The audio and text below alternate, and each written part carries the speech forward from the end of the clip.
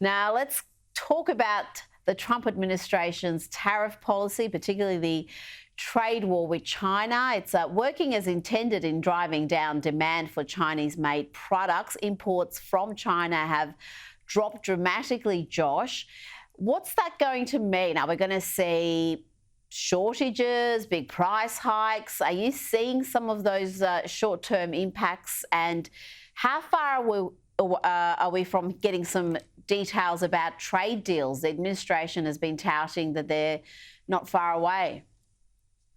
Well, I've not personally noticed any retail price hikes yet, but I think a lot of Americans are starting to potentially gear themselves for exactly that sort of thing. In fact, if you look at the international ports, their shipping it really plummeted after the tariffs were announced. Unsurprisingly, in mid to late April. But if you actually go back to the March data, it was actually, if I recall correctly, there was a pretty large increase actually in imports, including from China, because a lot of people were expecting this tariff rollout there. So look, we'll see. There definitely could be a short-term price effect. The good news, as you said, is that Scott Bessent, our Treasury Secretary, is currently meeting this week with his Chinese counterparts. We'll see what happens. Look, China is ultimately more dependent on the United States than the United States is on China.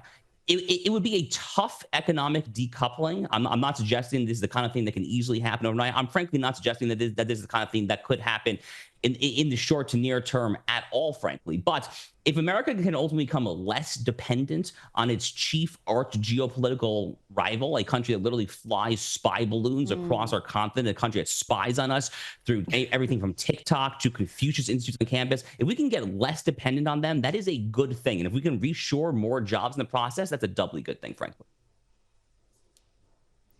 Now, to another example of America First policies from the Trump administration. This one has some Democrat support, which is good to see. Senators Josh Hawley and Peter Welch are producing legislation to force drug companies not to charge high prices in the US than the international average. This war against Big Pharma, it's extending well beyond RFK Jr., Josh. Yeah, this has rapidly become a very aggressive part, I think, of the new Republican Party's platform. But as you mentioned, this is a bipartisan piece of legislation. Senator Hawley and Senator Welch, who's a pretty liberal senator from the state of Vermont. Josh Hawley, who personally is one of my absolute favorite senators, I'm a big fan of his. He has very much been the tip of the spear of a lot more, actually, of these more, shall we say, populist inclined economic styles of bill legislation. He's had previous legislation when it comes to trying to cap credit card fees, a lot of stuff that your typical kind of 1980s nostalgia Republican wouldn't necessarily dream of there. But this is a new breed of Republican. I mean, the entire Donald Trump MAGA Maha coalition there. Yeah, it's partially about taking on Big Pharma for sure. And Big Pharma, I think, has a lot of bipartisan enemies across the entire spectrum these days in Washington, D.C. But it's also just partially about this kind of more economically nationalist, more populist style of economic statecraft as well. The tariff policy certainly fits into that as well there. Again, these are the kind of things that the Republican Party, prior to Donald Trump's descent down the gilded escalator at Trump Tower in 2015, never in a million years would have dreamed of. I mean, thinking back to like the 2012 Mitt Romney, Paul Ryan platform, the notion of punitive tariffs on other countries, the notion of trying to cap prescription drug prices. I mean, it would have been a totally foreign exercise there, but this is a very, very different Republican Party in the year 2025.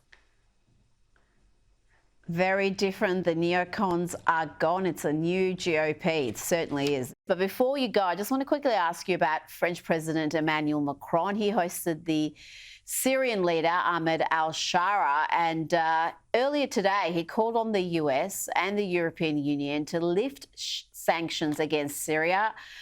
Josh, this character, al-Shara, is an Islamist. He's a former member of al-Qaeda. He's got supporters right now targeting religious minorities in Syria. Should he be treated like some dignitary here?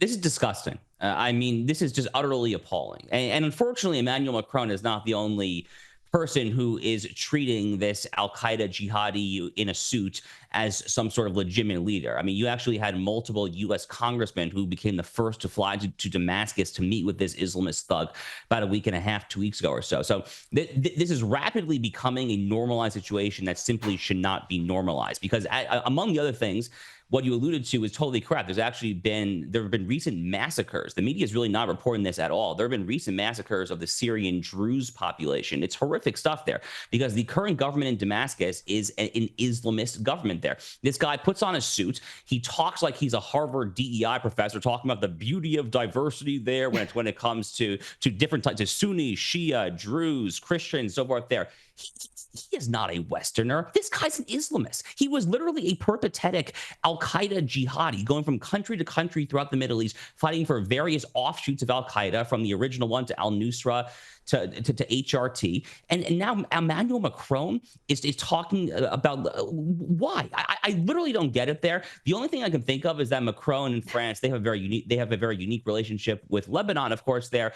And Syria, the current government there is very cozy with Hezbollah, which still has a major presence in Lebanon there. So maybe that's what's going on here, but it's really quite appalling and, dare I say, even outright disgusting. Josh Hammer, thank you so much for your time tonight.